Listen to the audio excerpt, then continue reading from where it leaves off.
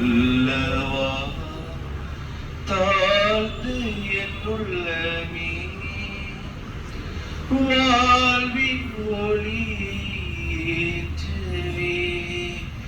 எழுந்து வாழுவே. நிலையற்ற வாழ்வில் நிலையான செல்வம். திருத்தூதர் யாக்கோபு அவர் எழுதிய திருமுகத்துல அதிகாரம் 4:14 சொல்றாரு, உலக வாழ்க்கை ஒரு புகை போனது. ஒரு கொஞ்ச நேரத்துக்கு தான் புகையோட இருக்கும், மறைஞ்சு போயிடக்கூடியது. இந்த நிலையற்ற வாழ்க்கையில நிலையான செல்வத்தை நோக்கி நாம் பயணம் செல்ல வேண்டும்.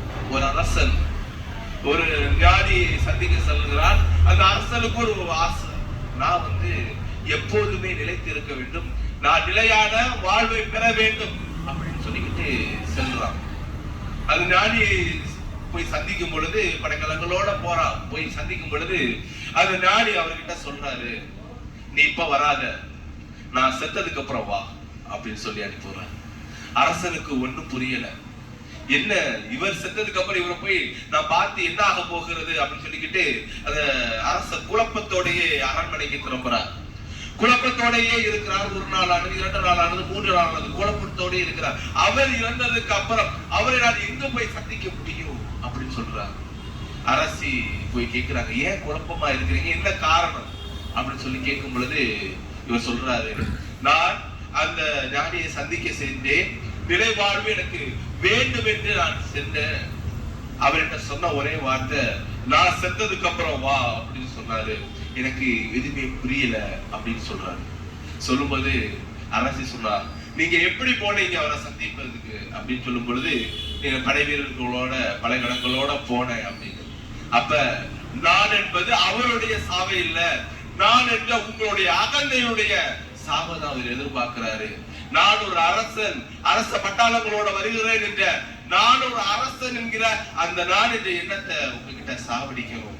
நான் அரசன், என்ற செல்வங்கள் இருக்கு, படை வீரர்கள் இருக்கு, இத்தனை நபர்கள் எனக்கு துணையாக இருக்கிறாங்க, அத்தனையும் கூட இருந்தா எதுவுமே நிலைத்து இருக்கக்கூடியது கிடையாது, எல்லாம் அழிந்து போகக்கூடியது அப்படியாக சொல்லுகிறார்கள். நம்ம லூக்கா எழுதிய நற்செய்தியில அதிகாரம் 12 வசனங்கள் 16 - 21 வரைக்கும் உள்ள அந்த நிகழ்வுகளை எடுத்து பார்க்கும் பொழுது, அங்கு களஞ்சியத்தை இடித்து கட்டுவதற்காக அந்த களஞ்சியத்துடைய தலைவன் விரும்புகிறார். தன்னுடைய பயிர்கள் நிறைய விளைந்திருக்கிறது. அந்த பயிர்களை எடுத்து வைக்க, தானியங்கள் எடுத்து வைக்க தன்னுடைய களஞ்சியம் சிறிதாக இருந்து கவலைப்படுறாரு. மனசுக்குள்ள நினைச்சுக்கிறாரு, ஒன்று செய்வேன், என் களஞ்சியத்தை இடித்து பெரிதாக கட்டுவேன், அதில் எனக்கு தேவையான அனைத்து தானியங்களையும் நினைத்து வைப்பேன், பின்பு நான் சொல்லிக் கொள்வேன், என் நெஞ்சே நீ கொழுத்து நினைத்திரு, இதோ உனக்கு தேவையான அனைத்தும் இங்கு சேகரிக்கப்பட்டுகிறது என்று தனக்குள்ளே சொல்லிக் கொள்வானால் அன்று இரவே ஆண்டவர் சொல்லுகிறார், ஏ அறிவிலியே, இன்றே உன்னுடைய உயிர் பிரிய போகிறது, நீ சேர்த்து வைத்தது யாருடையவே ஆகும். நம்ம மத்திய எழுதிய நற்செய்தியில் அதிகாரம் 19 வசனங்கள் 16 - 22 வரை உள்ள அந்த நிகழ்வுகள் இருந்து பார்க்கும் பொழுது, ஆண்டவர் இயேசு கிட்ட அந்த இளைஞன் பணக்கார இளைஞன் கேட்கிற, செல்வனான இளைஞன் கேட்கிறார், நான் நிலைவாழ்வை பெற்றுக்கொள்ள என்ன செய்ய வேண்டும், இதோ கட்டளைகளை கடைபிடி அப்படின்னு சொல்றாரு ஆண்டவர் இயேசு கிறிஸ்து. இதோ என்னுடைய சிறு வயது தொட்டே நான் அனைத்தையும் கடைபிடித்துக் கொண்டிருக்கிறேன். அப்ப ஆண்டவர் கருணையோட இறக்க கண்ணோட அவரை பார்த்து கொண்டு, இன்றும் ஒன்று குறைபடுகிறது, உன்னுடைய உடைமைகளை விட்டு ஏழைகளுக்கு கொடு. இளைஞன் எப்படி போறான், முகவாட்டத்தோட போறான். இன்றைய உலகத்தில் இருக்கிற இந்த செல்வங்கள் நமக்கு ஒரு பேரிகார்டு, அதாவது நமக்கு ஒரு தடையாகவே இருக்கிறது. நாம் வாழ்வுல நிலை வாழ்வை பெற்றுக் கொள்ளக்கூடியதாக இல்லாமல் நம்ம தடுத்துக் கொண்டே இருக்கிறது. அப்ப நிலை வாழ்வை நாம் பெற்றுக்கொள்ள என்ன செய்ய வேண்டும்? இந்த நிலை வாழ்வு நமக்கு வர வேண்டும் என்றால் என்ன செய்ய வேண்டும்?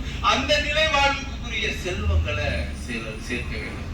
இந்த நிலையற்ற வாழ்வுல நிலையான அந்த செல்வங்களை சேர்க்க வேண்டும். அந்த நிலையான செல்வங்களை நாம் எப்படி சேர்க்க முடியும் அப்படின்னா, நம்ம பிலிப்பியர் எழுதிய திருமுகம் அதிகாரம் 3 வசனம் 8 இவ்வளவு அழகாக பவுலடியார் அழகாக சொல்லுகிறார். எவ்வாறு என்றால், இயேசுவை பற்றி உள்ள அறிவே அந்த செல்வம். ஆண்டவர் இயேசு கிறிஸ்துவை பற்றி உள்ள அறிவே அந்த செல்வம். ஆண்டவரை நாம் நம்பிக்கையோட ஏற்றிருக்கிறோம். அவரை பற்றியுள்ள அறிவு, ஆண்டவர் இயேசு கிறிஸ்துவோட கண் கொண்டு பிறரை பார்க்க வேண்டும். ஆண்டவர் இயேசு கிறிஸ்துவோட கை கொண்டு பிறருக்கு உதவி செய்ய வேண்டும். ஆண்டவர் இயேசு கிறிஸ்துவுடைய வாய் கொண்டு பிறரை பற்றி நல்லதை பேச வேண்டும். ஆண்டவர் இயேசு கிறிஸ்துவின் வாழ்வையே நம்மளுடைய வாழ்வாக மாற்றிக்கொண்டு வாழ வேண்டும். அதுதான் ஆண்டவர் இயேசு கிறிஸ்துவை பற்றி உள்ள அறிவு. ஆண்டவர் இயேசு கிறிஸ்து தன்னையே முழுமையாக ஒப்பு கொடுத்தார். ஒருவன் தன் நண்பனுக்காக உயிரை கொடுப்பதை விட உலகில் சிறந்த அன்பு எதுவுமே இல்லை அப்படி சொன்ன ஆண்டவர் இயேசு கிறிஸ்து தன்னோட உயிரை கொடுத்தாரு. இன்னைக்கு நமக்கும் அதுதான் கொடுக்குறாங்க. இது என்னுடைய பிள்ளை, என் குடும்பம், என் சொத்து, என் சொந்தக்காரங்க அப்படின்னு நாம் ஒரு குறுகிய வட்டத்துக்குள்ளேயே நாம் அடங்கி போவதற்கு அழைக்கப்படவில்லை. 10ஓட 11 அத்தோட 4 அப்படி என்று நம்முடைய வாழ்வு அல்ல. மாறாக ஆண்டவர் இயேசு கிறிஸ்து எல்லோருக்கும் எல்லாமாக பவுலடியார் சொல்வது போல நான் எல்லோருக்கும் எல்லாம் மானேன் என்ற ஆண்டவர் இயேசு கிறிஸ்துவினுடைய அந்த அறிவே நமக்கு ஒப்பற்ற செல்வம் அப்படின்னு பிலிப்பியருக்கு எழுதிய திருமுகத்துல சொல்றாரு. ஆண்டவர் இயேசு கிறிஸ்து நாம் நம்முடைய அந்த ஞானம், அந்த நம்முடைய வாழ்வில் மேற்கொள்கின்ற ஒவ்வொரு செயல்களுக்கும் ஞானத்தோடு செயல்படுகின்ற அந்த செயலே நம்முடைய நிலையான செல்வம். நீதிமொழிகள் நூல்ல எடுத்து வாசிக்கும் பொழுது அதிகாரம் 3:13 எடுத்து வாசிக்கும் பொழுது என்ன சொல்றது? ஞானமே ஒப்பற்ற செல்வமாக இருக்கிறது. பொன்னை விட ஞானமே செல்வமாக இருக்கிறது. இன்றைய வாழ்வுல நாம் எதை கொண்டு நாம் பயணிக்கிறோம், எதை நோக்கி நம்ம பயணிக்கிறோம்?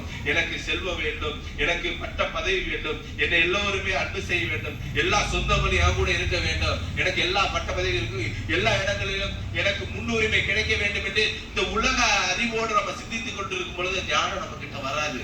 பொண்ணும் பட்டமும் வென்றதால எதுவுமே நம்ம கிட்ட வராது. மாறாக அனைத்தையுமே துறைந்த கடவுளுக்காக நாம் நம்மை ஒப்பு கொடுக்கும் பொழுது ஞானம் நம்மிடம் வருகிறது. ஞானம் நம்ம உள்ளே இருக்கின்றது. 2வது 3வது